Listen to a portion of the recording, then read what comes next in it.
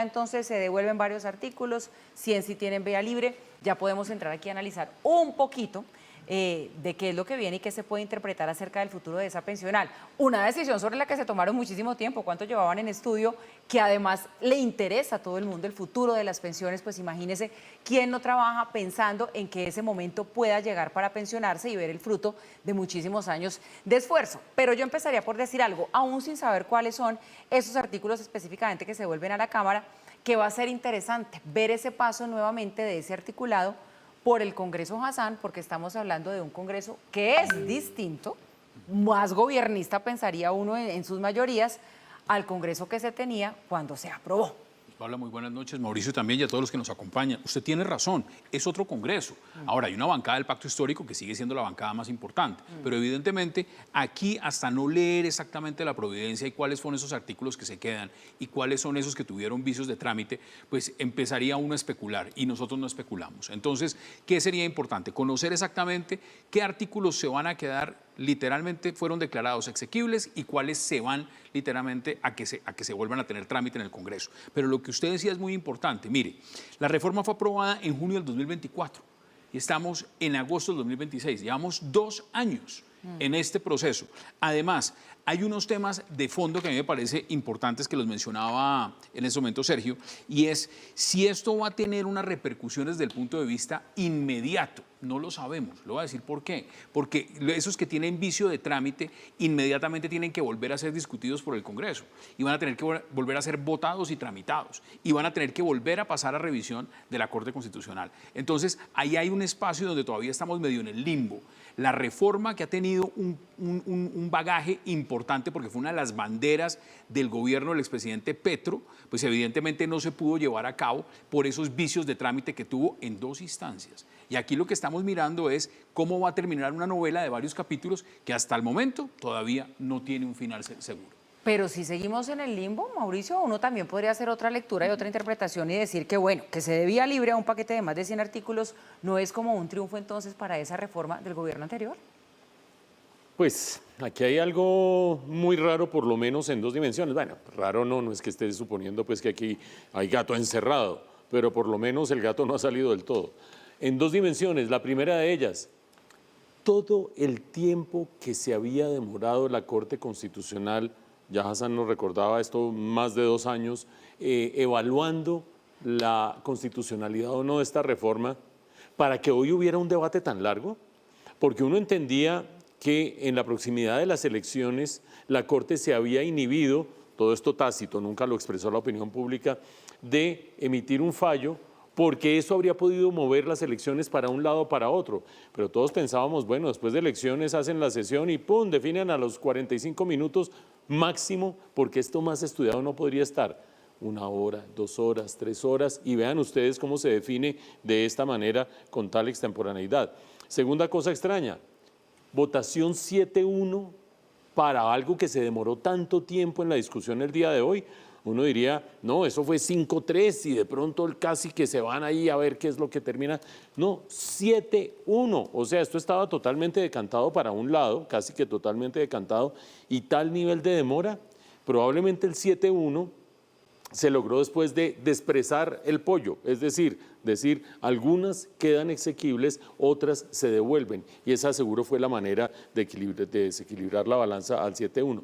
Pero lo tercero, que es lo que nos deja aquí un poco perplejos a estas horas de la noche, que estamos 10 minutos de emisión apenas, y es, en esta ocasión, la Corte Constitucional estaba evaluando un aspecto de trámite, es decir, si los artículos habían sido suficientemente discutidos en la Cámara de Representantes, o la Cámara lo único que había hecho era coger lo que venía del Senado y decir, listo, ¡prum!, voten todos sin la debida discusión. Ese fue el motivo que originalmente llevó a la Corte a devolver la reforma al Congreso, la volvió a votar la Cámara, aparentemente ¡prum!, y por lo tanto la Corte volvería a decir, aquí hay unos artículos que no tuvieron suficiente debate. ¿Por qué unos sí y otros no?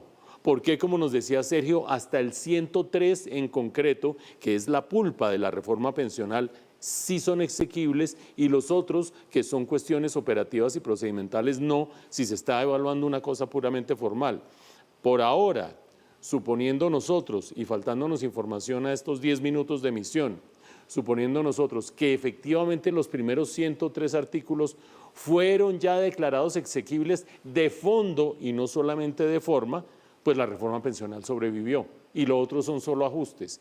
Pero si esta fue una discusión alrededor de la forma, es decir, si se votó con suficiente ilustración o se hizo un pupitrazo o qué sé yo, todo es susceptible nuevamente de ser evaluado por distintos observadores que pondrían su demanda nuevamente ante la Corte. Hay que esperar a ver cómo se termina aclarando esto. Yo estoy con usted porque, digamos, a primera pasada parecería uno poder interpretar que terminó sobreviviendo la reforma pensional, pero ya tenemos aquí las palabras de la magistrada Paola Meneses al entregar entonces el resultado después de esta sala plena de la Corte. Eso fue lo que dijo. Devolver a la presidencia de la Cámara de Representantes los siguientes artículos y proposiciones para que adelante el trámite de subsanación en los términos explicados en la parte motiva de esta sentencia. Cumplir con lo anterior, la plenaria de la Cámara de Representantes tendrá un plazo máximo de 30 días hábiles contados a partir de la notificación de esta sentencia. En caso de que sea necesario recurrir al trámite de conciliación entre las dos cámaras legislativas, conforme al artículo 161 de la Constitución Política, únicamente respecto de las disposiciones antes mencionadas que requieren subsanación, este trámite deberá surtirse en la presente legislatura. Bueno, esto sí nos da pistas de cuáles serían entonces esos artículos que se devuelven para esa revisión ahí en la Cámara de Representantes, porque recordemos que cuando se habla aquí de la subsanación es porque se aprobó un texto en Senado al que se le hizo algunas variaciones de lo que venía de Cámara. Cámara estaba obligado entonces a debatirlo porque no venía igual y lo aprobaron en lo que se conoce como pupitrazo. Ese fue el capítulo 1. Yo tengo una pregunta y quisiera conocer sobre eso, pero hasta no leer absolutamente el texto de la Corte, pues no lo sabemos. ¿Qué va a pasar con la puesta en marcha del nuevo Fondo de Ahorro de Pilar Contributivo? ¿Quién va a administrar esa entidad? Ese es un punto clave. Digamos. Que ese era el del Banco de la República, ¿no? El que iba a administrar el Banco de la República. Ese es un punto clave de la reforma. A mí me interesa saber en este momento, y a muchísimos colombianos les interesa saber que están en ese tema, es ¿qué pasó con ese punto? ¿Quién lo va a administrar? ¿Eso quedó exequible o no quedó? ¿Eso va a entrar a votación? ¿Cómo se va a administrar? Entonces, técnicamente hay una cosa que es el paquete legislativo, que es lo que el Congreso aprueba.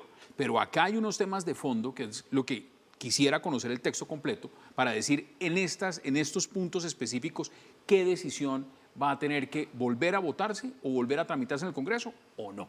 No lo sé en este momento. Sí, pues digamos todavía lo que hemos dicho desde que se conoció ya el pronunciamiento de la Corte es que se acaba de dar realmente, entonces no hay todavía mucho detalle como para poder entrar a analizar mucho más de fondo qué es lo que viene. Señor, ya como para cerrar. No, sencillamente recordemos que aquí hay una discusión fundamental. La Corte decidió solamente sobre la forma, el procedimiento, no es poca cosa, pero es el procedimiento, o resolvió sobre dudas o demandas de fondo. Parecería que es sobre el procedimiento, solamente la forma, y lo estaría, porque esa era la idea, que la Corte evaluara solamente eso, y lo está confirmando aparentemente la magistrada, la presidenta de la Corte, la doctora Paola Meneses, cuando dice, se devuelve y en 30 días subsanar las deficiencias, incluidas algunas proposiciones. Pues algunas proposiciones seguramente las pusieron, no se dio suficiente ilustración y ¡pum!, tenga y vote. Si esto sigue siendo de forma, pues en 30 días se debería de forma subsanar las deficiencias y el trámite quedaría cumplido. Lo que no cierra la puerta para que haya demandas, tutelas, distintas objeciones posteriores de fondo.